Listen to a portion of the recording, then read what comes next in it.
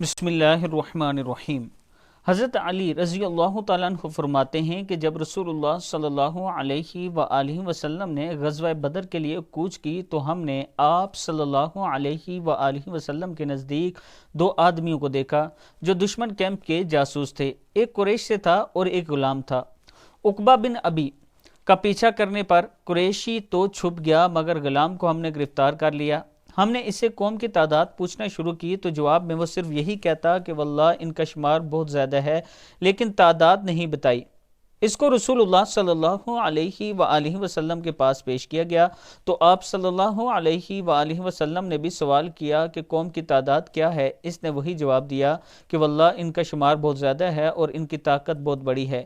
آپ صلی اللہ علیہ وآلہ وسلم نے بھی کوشش کی لیکن اس نے تعداد بتانے سے انکار کر دیا۔ پھر آپ صلی اللہ علیہ وآلہ وسلم نے سوال کیا وہ کتنے اونٹ ذبح کرتے ہیں تو اس نے جواب دیا روزانہ 10 اونٹ۔ یہ سن کر آپ صلی اللہ علیہ وآلہ وسلم نے فرمایا معلوم ہو گیا قوم کی تعداد 1000 ہے، یعنی دشمن کی تعداد 1000 ہے، کیونکہ ایک اونٹ 100 آدمیوں کے لیے کافی ہو سکتا ہے۔ کتاب کا حوالہ یہ نیچے موجود ہے، آپ دیکھ سکتے ہیں۔ اس ویڈیو کو آپ دوستوں نے آگے ضرور شیئر کرنا ہے اور چینل کو سبسکرائب کرنے کے ساتھ ساتھ میں اپنے دوستوں کے ساتھ ایک ویڈیو خاتم النبیین مسجد کی شیئر کر رہا ہوں۔